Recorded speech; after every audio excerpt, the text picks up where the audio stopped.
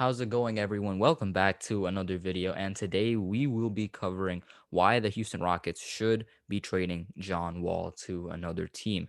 Now, there's another part coming out at the same time as this video, which covers why the Rockets should not trade John Wall. And if you want to look at that, the link will be in the description and also in the top right hand corner of your screen if you want to check that out for yourself. But in this video, we're going to be covering why the Rockets should trade John Wall. And as far as this is concerned, the Houston Rockets and John Wall are kind of at a crossroads right now. Despite John Wall having an average season in his first season with the Rockets, nothing to like really complain about.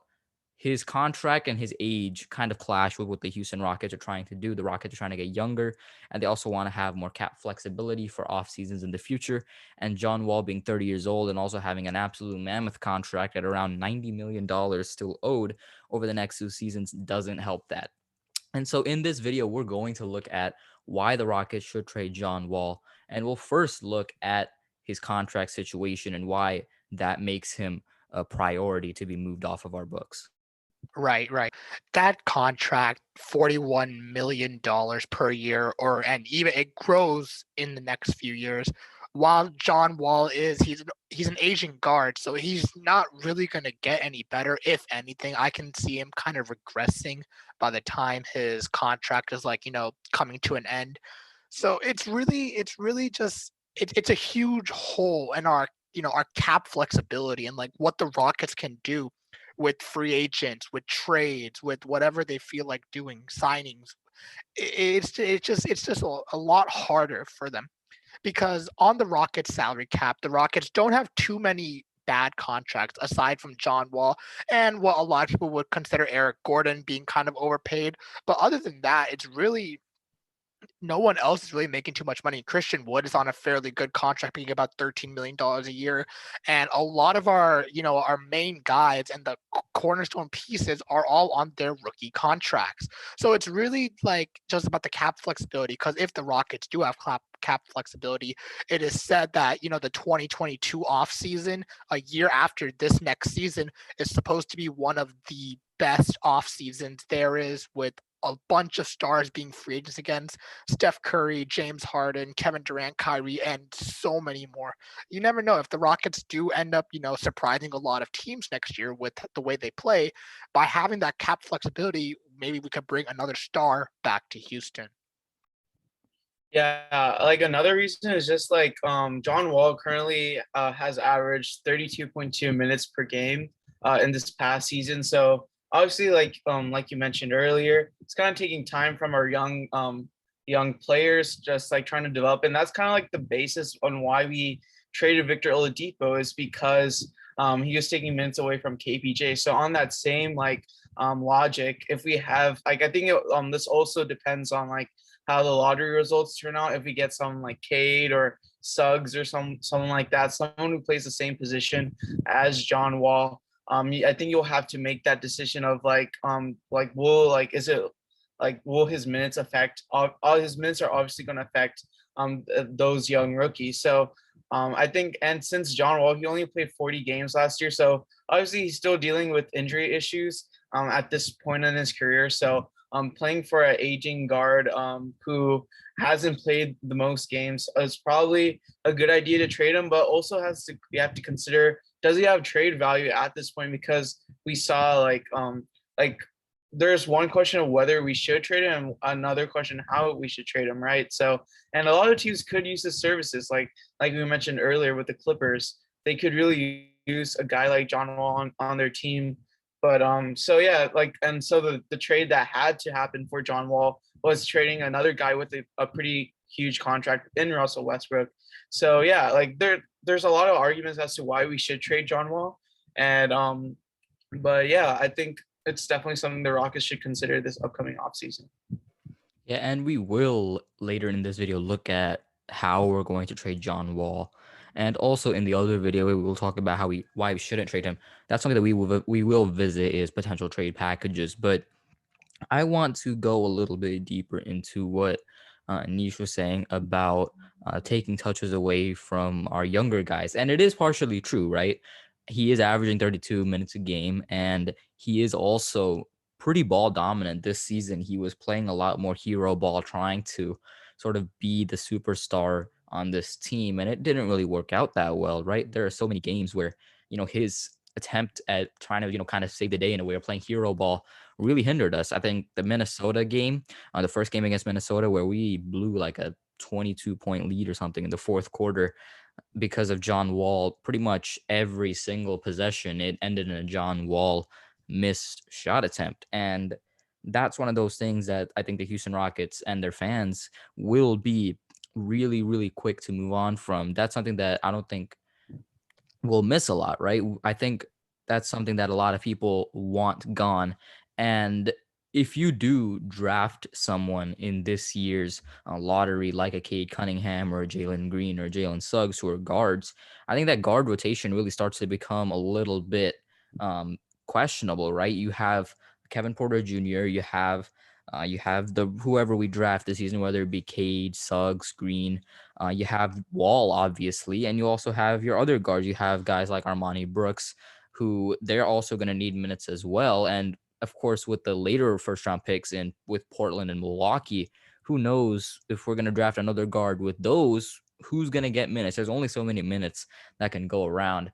And I think it's much better to trade John Wall and free up those minutes for guys like Kevin Porter Jr., Armani Brooks, those guys, instead of giving Wall all of those minutes, because I highly doubt John Wall is going to be willing to come off the bench. This is something that has been talked about before. John Wall is probably not coming off the bench. And so if you're not going to have him come off the bench, then you're basically given the dilemma of either you're going to have to bench Kevin Porter Jr. or bench whoever you draft this season. And both of those are really no-goes. And that is really concerning because those rotations will start to become really sketchy if we do draft guards in this year's draft. Now, moving on as far as John Wall and why we should be trading him, I think another thing has to do with his age and also his injuries. If John Wall was healthy and he was producing at a regular level that he was before his injury, I think we'd be having a completely different conversation right now. I think one of the main issues is that Wall just hasn't been able to stay on the floor, right? And I think that is one of the biggest issues for the Rockets. And I think one of the major reasons why we should trade him is because he hasn't been great in the time that he has been on the floor, and he also hasn't been able to be on the floor a lot this season either. Right. So, and there really is only so much that the Rockets can really do in order to, to get rid of John Wall. It doesn't have to be a trade necessarily. Worst case scenario, the Rockets could also buy him out, pay his entire contract to him, but get him off the roster and allow him to sign with any contender like with the Lakers. This playoff series has really against the Phoenix Suns has really shown us that the Lakers don't have good ball movement, or they really need a true point guard because LeBron is not able to do all the facilitating. So, John Wall going to the Lakers, I feel like that would be like a perfect fit, but that would only really happen if the Rockets were to buy his contract out, which again is very unlikely because, you know, we our trust is in Rafael Stone. He's going to try to find a way to get a trade done, at least get something in return. Because if we do buy him out, that is nothing in return.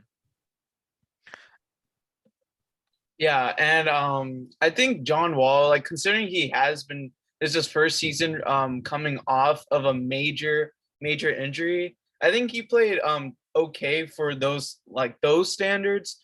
So I think a year after, like 2 years after injury, I think he'll be a little bit better in the numbers wise. And so I think teams will have to be a little patient when it comes to John Wall. But yeah, like you said, the trade value, it's just going to be hard to trade a guy like John Wall. But I think like for the vision or the future of this franchise, it seems best to kind of trade him. But like how we'll trade him will kind of be like the main issue here. But yeah, John Wall, like he's been proven a leader. He's shown his skill set, so like other teams could see that value in John Wall, of course. So but yeah, John Wall, there are some games that were issues, like you said, like there's some games that are kind of sabotage some games. But yeah, like, I think John Wall, I think the system is very important. So if he goes to a contending team, I think that would be great for both sides. Absolutely. And with John Wall and what he has shown, as far as other contending teams are concerned, I think some key games that they're going to want to look at is his game against the Mavericks, the game in which him and Kevin Porter Jr. went off towards the end of that, sealed the game against Luca and the Mavs.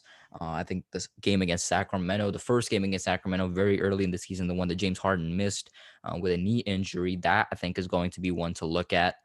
And I think those two games and also those stretches in the early part of the season. I think the Indiana game early in the season too. That's another one that I think a contender would be interested in looking at, trying to get that out of John Wall.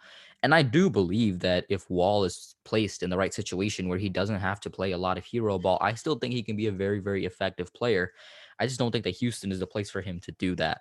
And with that being said, there are a lot of contenders that I think can use John Wall. The New York Knicks, we just saw how badly they could use John Wall with the way they fizzled out towards the end of the playoff series that they had with the Atlanta Hawks. Like you said, the Los Angeles Lakers could use him because of their lack of playmaking and shot making outside of LeBron. We saw that the Los Angeles Clippers could use them as well. John Wall played excellent defense on Luka Doncic in the game that they played against the Dallas Mavericks. The Clippers have not found an answer for Luka Doncic, and John Wall could help in giving them another weapon to guard Luka, guard other offensive threats around the Western Conference. And Chicago, they've been looking for a true point guard to run their offense for a while now. John Wall could fit that need. And that's just a few teams out of all the others that could use Wall. Miami comes to mind, Denver comes to mind. All of these teams that could use John Wall. I think it will be interesting to see how this trade goes down, because it is inevitable that he will get traded or bought out. But it'll be interesting to see where he goes and also how he performs there. And that will just about wrap it up for this video. Again, let us know your thoughts on whether John Wall should be traded or not down in the comment section, and we will talk about it there. And like I said at the beginning of this video, if you want to see the argument for why John Wall should stay with the Rockets, it will be in the top right-hand corner of your screen or in the link in the description below. Thanks for watching. As always, I'm Joel, and I've been joined today by DJ and Anish, and we'll see you in the next one. Peace.